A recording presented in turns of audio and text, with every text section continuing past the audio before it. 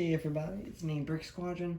I'm back again today with the second part of the Imperial Armada strategy. The second part is support ships. Last time I did those three main flagships back there, and today I'm going to be reviewing the strategies for these 5 support ships. Now, I know the Interdictor's kind of like a flagship on itself, but it works really well combined with other ships and backing them up. So I'm going to include that in the support, not the flagship. If you are enjoying my videos, please subscribe to the channel. It helps a lot and it's free. And I'm going to get on with it. I've got first up the Architon's class light cruiser. It is a 5-hull ship. It shoots a lot of attack dice out of the sides and pretty good defense tokens. It's got 2 ship cards, and the main difference between the two is this one rolls black dice out of the front and back, and this one rolls blue dice. And your title that I think is most helpful is Hand of Justice. So before you reveal your command, you can exhaust the card, and one of your friendly ships within a range ruler distance can ready its defense tokens. So basically, this guy helps support and back up other ships. Normally, your light cruisers want to be off by themselves, doing their own thing, penetrating the enemy lines off to the sides of the boards, where they're most helpful to make use of those side arcs. But with Hand of Justice, you can kind of, if you have another light cruiser or like a Gazanti or something flying along with it and it's getting attacked, you can use it to help ready its defense token so it's not as easily destroyed. Usually with these guys, you're going to want to come in fast to start with and then slow and turn so you get that full side arc effect. Sometimes you can also get off rare double arc shots, but it's really tricky to fly these ships.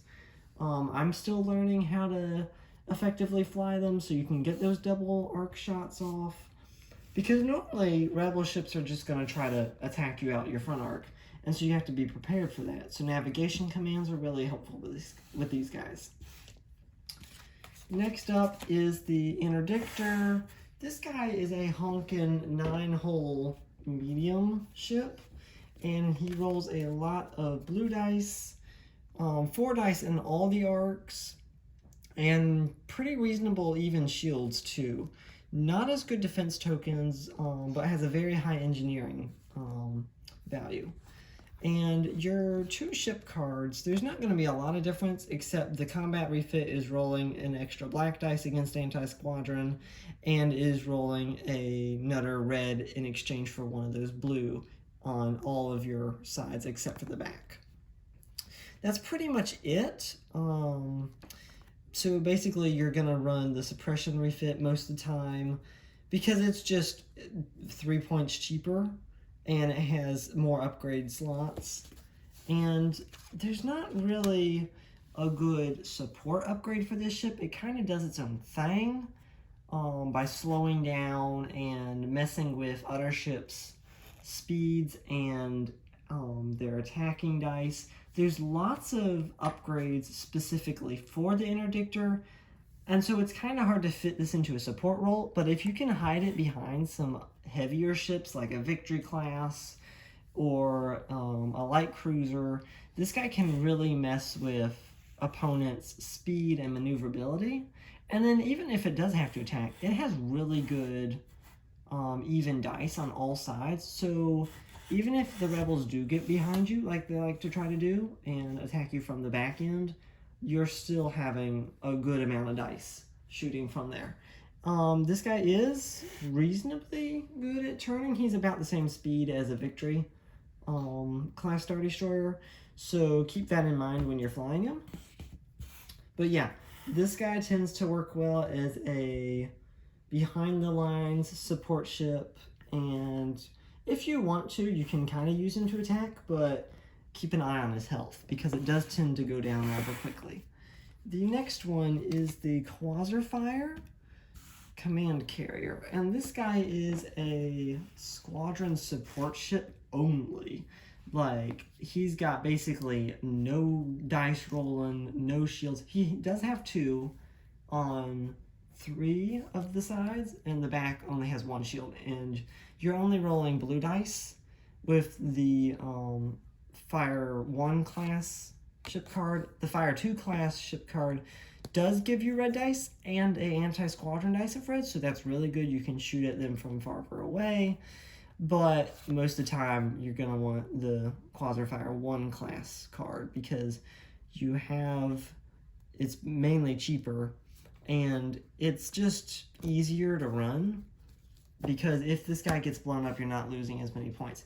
He is another one of those stay behind the lines, helps fill in the gaps when you need it.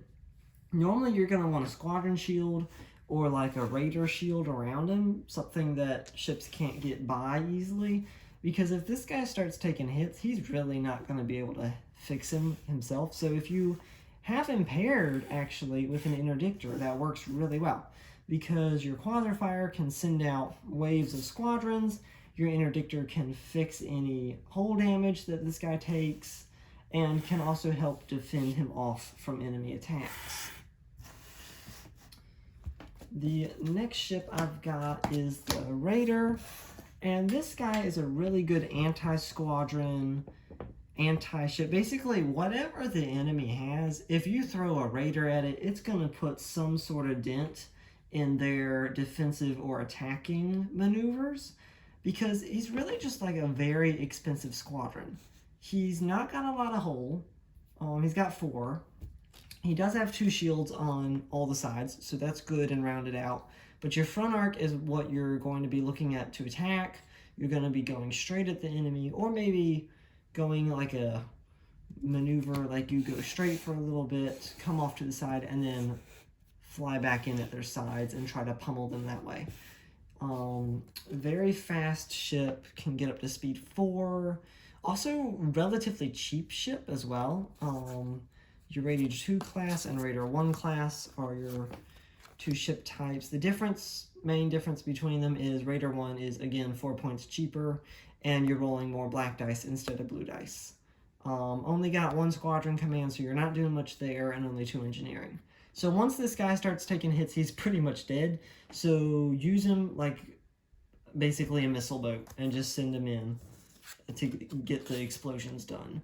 The Corvus is the title I want to talk about with the Raider class, because it's not helpful at all once you get in the game. It's only 2 points though, and what it does is basically you can confuse the opponent.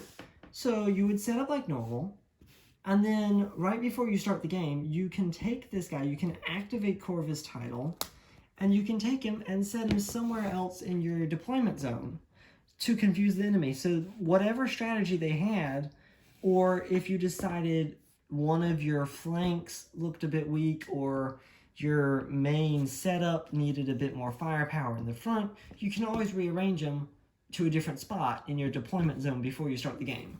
So it's really good with annoying the rebels a lot with this guy, because you can kind of like position him in a different way than they thought you would during setup, and that's a really good anti-squadron ship as well. The last ship I want to talk about is the Gazanti class, and yes, I know I've painted mine silver and blue, but normally these things are gray, like all the other Imperial ships. Your assault carriers and your cruisers are your 2 ship cards.